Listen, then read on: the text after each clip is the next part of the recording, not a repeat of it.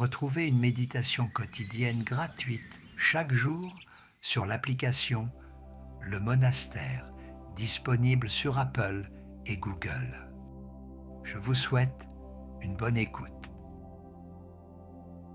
Posons-nous une question simple et laissons-la résonner un instant avant d'y répondre trop vite. Quand avons-nous été vraiment seuls pour la dernière fois? Non pas seuls au sens où personne ne se trouvait dans la pièce. Cela nous arrive encore. Mais seuls au sens plein, dans un silence que rien ne venait combler. Sans une voix dans les oreilles, sans un écran allumé, sans une musique en fond, sans un fil d'images à faire défiler, sans cette présence diffuse et constante du monde qui parle, qui montre, qui sollicite. Seul vraiment, avec rien d'autre que nous-mêmes et le silence. Si nous y réfléchissons honnêtement, beaucoup d'entre nous peinent à se souvenir d'un tel moment, car nos journées, du réveil au coucher, sont devenues un flux presque ininterrompu. On ouvre les yeux le matin, et la main cherche aussitôt l'appareil posé sur la table de nuit. On marche dans la rue, avec quelque chose dans les oreilles. On mange devant une vidéo, on remplit le moindre temps d'attente, le moindre interstice, par un regard sur un écran. La solitude physique existe encore, par moments. Mais le silence habité, ce moment où plus aucune voix extérieure ne vient occuper l'espace, ce moment où l'on se retrouve seul avec soi pour de bon, ce moment-là s'est raréfié au point que beaucoup ne le connaissent pour presque plus jamais. Et pourtant, il existe des choses qu'on ne trouve que là. Des choses qu'aucune compagnie, aucune distraction, aucun divertissement ne peut nous donner et qui n'apparaissent que dans ce silence devenu rare. C'est de ce territoire en train de disparaître et de ce qu'il recèle que j'aimerais parler aujourd'hui. Il faut être honnête pour commencer sur la première expérience que nous faisons lorsque le silence revient. Car lorsque par hasard ou par choix, nous nous retrouvons enfin dans un silence complet, sans rien pour le remplir, la première sensation n'est presque jamais la paix. C'est plutôt un malaise, une gêne diffuse, une sorte d'inconfort qui monte, et avec lui, une envie pressante de combler ce vide au plus vite. La main cherche le téléphone par réflexe. L'esprit s'agite, réclame une occupation, une pensée à mâcher, n'importe quoi, pour ne pas rester ainsi, exposé au silence. Le silence nous semble alors vide, et ce vide nous paraît presque menaçant. Nous ne savons plus qu'en faire. Nous avons oublié comment y demeurer. Il faut comprendre ce malaise sans le dramatiser, et surtout sans en tirer la conclusion qu'il faudrait fuir le silence. Ce malaise n'est pas le signe que le silence serait mauvais pour nous. Il est seulement le signe que nous en avons perdu l'habitude. C'est exactement comme un muscle qu'on n'a pas sollicité depuis longtemps et qui proteste, qui tire, qui fait mal lorsqu'on le remet en mouvement. Cette douleur n'indique pas qu'il faut renoncer à bouger. Elle indique au contraire qu'on a trop longtemps cessé de le faire et que le corps redécouvre un usage oublié. Le silence, de la même manière, demande un réapprentissage.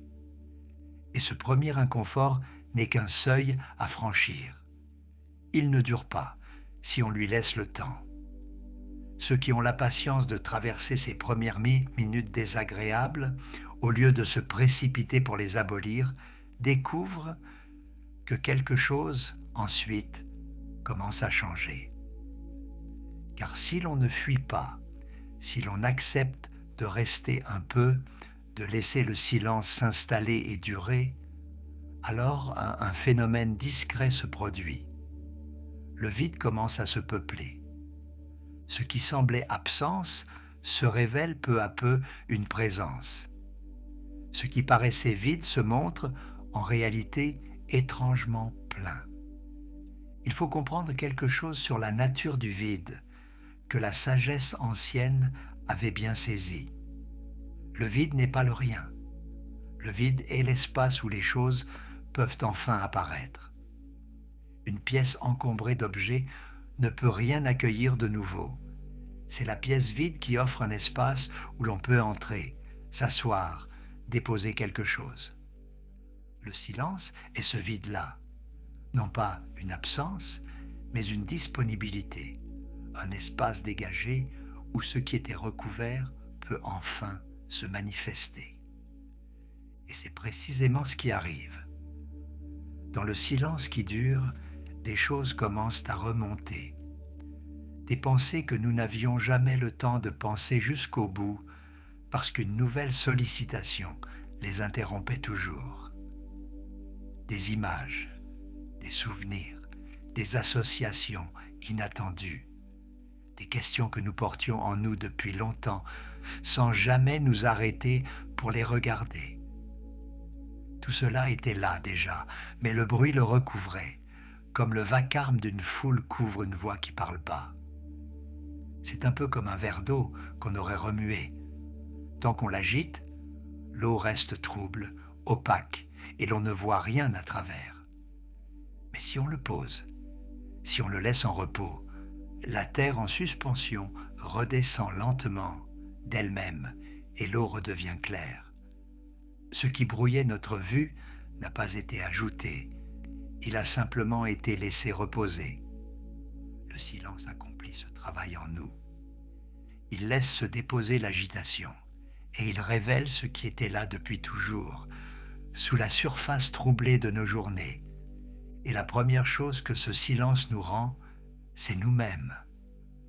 Dans la compagnie permanente, dans le flux constant des sollicitations, nous sommes sans cesse occupés à répondre, à réagir à ce qui vient du dehors, à nous adapter, à tenir notre rôle, à correspondre à ce qu'on attend de nous. Notre attention est continuellement tournée vers l'extérieur, happée par ce qui réclame une réaction. Et dans ce mouvement perpétuel vers le dehors, nous finissons par perdre le contact avec ce qui se passe au-dedans. Nous ne savons plus très bien ce que nous pensons vraiment, par-delà ce que nous croyons devoir penser. Nous ne savons plus très bien ce que nous ressentons sous les émotions de surface que les événements provoquent. Nous ne savons plus très bien qui nous sommes lorsque personne ne nous regarde et que rien ne nous sollicite, lorsque nous ne sommes plus en train de jouer un rôle ni de remplir une fonction.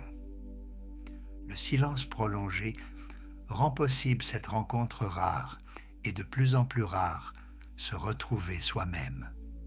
Non pas le soi qui répond aux attentes, qui s'adapte, qui performe, mais un soi plus profond, plus simple, plus vrai, que le bruit recouvrait sans cesse.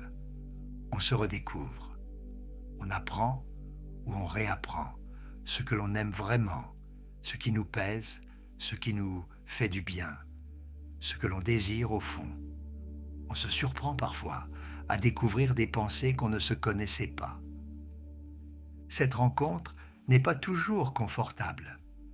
Se retrouver seul avec soi, c'est aussi se trouver face à ses propres questions, à ses doutes, à ce qu'on évitait peut-être de regarder. Mais elle est précieuse, infiniment précieuse. Car cette compagnie que nous nous faisons à nous-mêmes, cette présence à soi, est celle que nous négligeons le plus, alors qu'elle est la seule qui ne nous quittera jamais. Apprendre à la retrouver, c'est cesser d'être un étranger pour soi-même.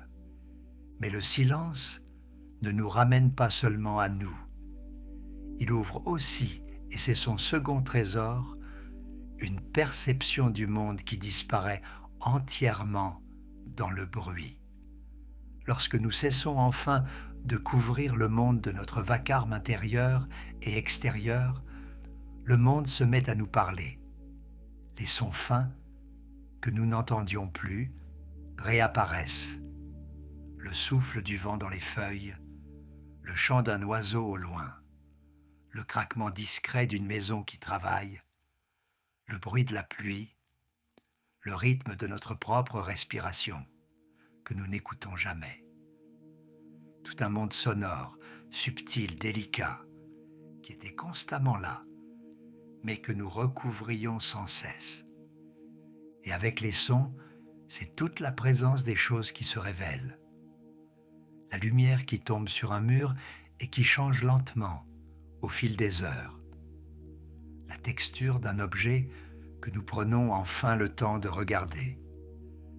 Le passage du temps lui-même que nous sentons couler quand nous ne le remplissons plus frénétiquement. Le monde soudain devient plus présent, plus dense, plus habité, comme s'il sortait d'une brume. C'est une qualité d'attention au réel que nous avons presque perdue. Nous traversons le monde sans le voir, occupés par 1000 choses, le regard happé par les écrans, l'esprit ailleurs. Le silence nous rend cette présence.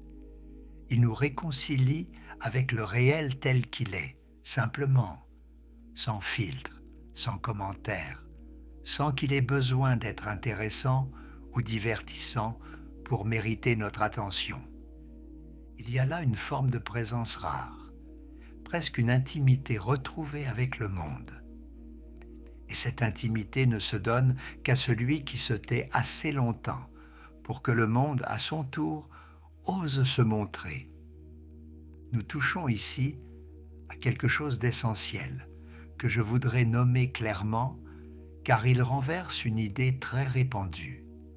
Nous croyons spontanément que le silence et la solitude sont des privations.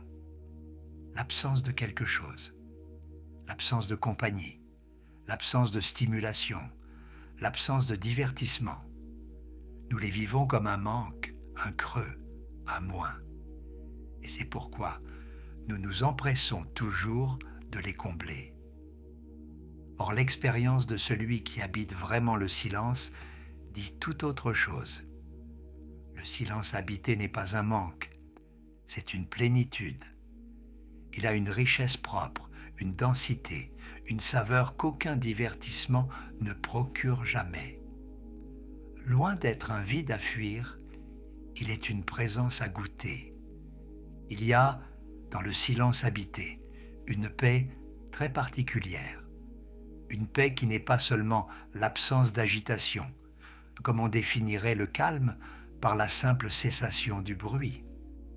C'est une paix positive, pleine, une présence tranquille de l'être à lui-même et au monde.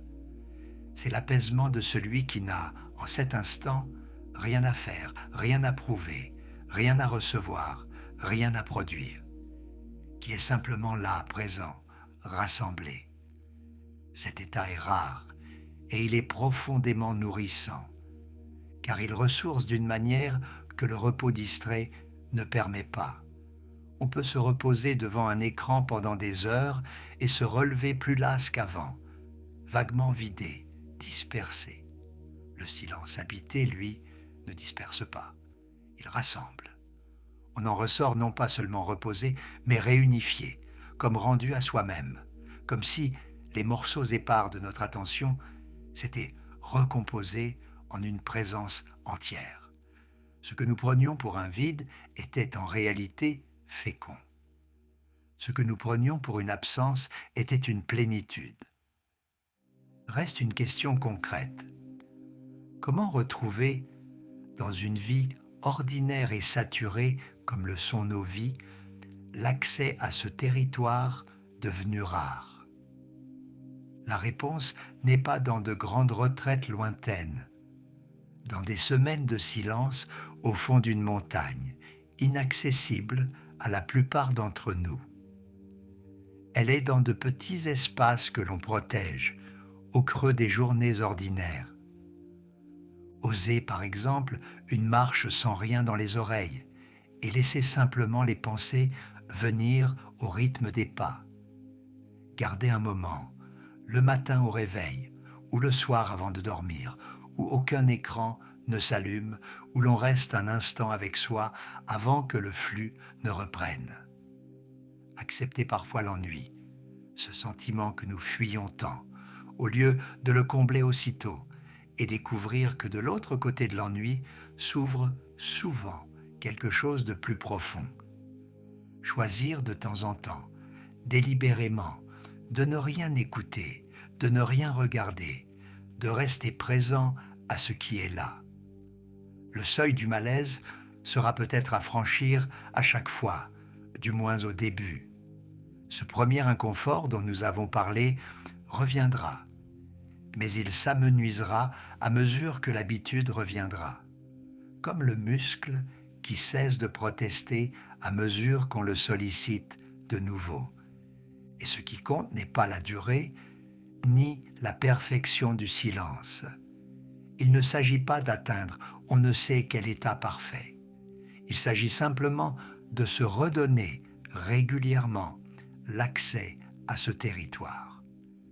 Quelques minutes valent mieux que rien, et ces quelques minutes répétées finissent par ouvrir en nous un espace que nous croyions perdu. Il s'agit au fond d'honorer ce besoin de silence comme nous honorons les autres besoins de notre vie, sans le reléguer toujours au dernier rang, sans le sacrifier toujours à ce qui presse. Revenons, pour finir, à la question par laquelle nous avons commencé. Quand avons-nous été vraiment seuls, dans le silence, pour la dernière fois? Peut-être cette question nous a-t-elle un peu troublés, si la réponse était lointaine. Mais elle n'est pas un reproche. Le monde dans lequel nous vivons nous offre une compagnie et une stimulation permanente. Et il est bien naturel que nous nous y soyons habitués, que nous ayons peu à peu rempli chaque interstice de nos journées. Personne n'est en faute. Simplement, à force de tout combler, nous avons laissé se raréfier un territoire dont nous avons pourtant profondément besoin. Car ce que nous trouvons dans le silence habité, nous ne le trouvons nulle part ailleurs. La rencontre avec nous-mêmes, cette part profonde que le bruit recouvre. La présence retrouvée du monde, dans ses sons fins et sa lumière. L'apaisement qui rassemble et qui ressource. La plénitude tranquille de celui qui est simplement là. Tout cela ne s'achète pas, ne se télécharge pas, ne se reçoit d'aucune compagnie. Cela ne se donne qu'à celui qui consent, de temps en temps, à se retrouver seul et à se taire. Ce n'est ni un luxe, ni un repli, ni une fuite du monde. C'est une part de ce qui nous garde vivants, au-dedans, entiers, présents à nous-mêmes et aux autres. Dans un monde qui ne cesse de nous appeler au dehors, se ménager ces moments de silence est devenu un geste qu'il faut presque protéger consciemment, comme on protège un lieu précieux et menacé. Mais c'est un geste qui nous rend à nous-mêmes. Alors peut-être, un de ces soirs, pourrons-nous essayer, éteindre les écrans, faire taire les voix et nous asseoir simplement près d'une fenêtre dans le silence revenu. Il y aura sans doute ce premier moment d'inconfort, cette envie de fuir, cette main qui cherche quelque chose à faire. Mais si nous restons, si nous laissons le silence durer un peu, nous le sentirons peu à peu se peupler. Et dans ce silence enfin habité, nous ferons une rencontre que nous avions trop longtemps remise. Nous nous retrouverons nous-mêmes comme on retrouve, après une longue absence, un ami cher que l'on avait fini par négliger et qui, malgré tout, était resté là, patiemment, à nous attendre.